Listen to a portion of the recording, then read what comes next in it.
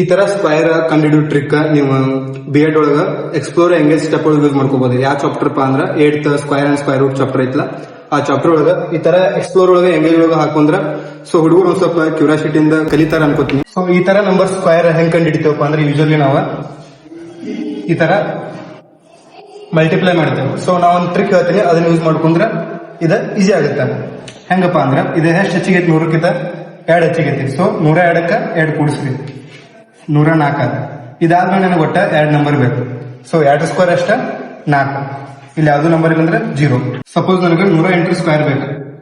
So ಇದೆಷ್ಟು ಹೆಚ್ಚಿಗೆ ಐತಿ 100ಕ್ಕ 8 ಹೆಚ್ಚಿಗೆ ಐತಿ. ಸೊ 108ಕ್ಕ 8 ಕೂಡಿಸಿದ್ರೆ ಎಷ್ಟ 114.